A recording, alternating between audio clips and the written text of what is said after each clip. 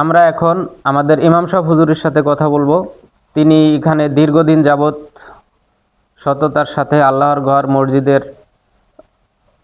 আমাদের মুসল্লিদের ইমাম হিসাবে নামাজ পড়াচ্ছেন। তিনি আমাদের মসজিদে আল্লাহর ঘর হিসাবে এখানে দীর্ঘদিন আমাদেরকে এই প্রতিষ্ঠানে আছেন। আমি তার থেকে শুনবো আসলে আমাদের এই মসজিদটা কতদিন এইভাবে পড়ে আছে। মসজিদটা আমি তো অনেক বছর এখানে খেদমতে আছি, নিয়োজিত আছি। এলাকাবাসী সবার সাথে আমি জনপ্রিয়তা অর্জন করে এখানে সবার সঙ্গে আমি খেদমতে আছি মসজিদে। কিন্তু মসজিদ মহল্লাবাসী অনেকটা সচেতন আছেন, চেষ্টা করতেছেন, কিন্তু পারে উঠতেছেন না।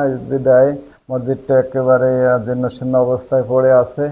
যেভাবে মসজিদটা সুন্দর করা যায় এই ব্যাপারে মহল্লাবাসী চেষ্টা করতেছে। আর আপনারা তো দেখতে পারতেছেন যে মসজিদের হালাত কি অবস্থায় আছে। এটা কিভাবে সুন্দর করা যায় এ ব্যাপারে আমাদের সকলের কাছে অনুরোধ। কিভাবে এই পৃথিবীর শ্রেষ্ঠ ঘর কিভাবে সুন্দর হয়, কিভাবে এলাকাবাসী সুন্দরভাবে নামাজ পড়তে পারে সে ব্যাপারে চেষ্টা করার দরকার।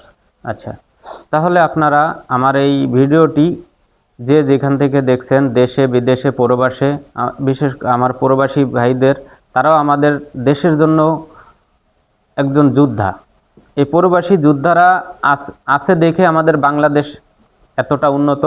তো আমি প্রত্যেকের কাছে বিনীত অনুরোধ করব, আল্লাহর ঘর মসজিদ এটাকে উন্নত করার জন্য, এটা একটু মেরামত করার জন্য আপনারা একটু সাহায্যের হাত বাড়িয়ে দিবেন। ও আপনাদের সবার প্রতি আমার আকুল আবেদন এবং বিনীত অনুরোধ থাকলো, এটা হতদরিদ্র মহল্লা ভিত্তিক জামে মসজিদ। এখানে আসলে এভাবে অ্যাবিলিটি না থাকার কারণে এই মসজিদটা দীর্ঘ 10-12 বছর ধরে এভাবেই পড়ে আছে।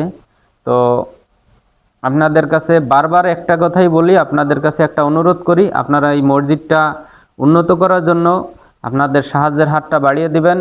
সবাইকে ধন্যবাদ। সবাই ভালো থাকবেন, সুস্থ থাকবেন। আসসালামু আলাইকুম।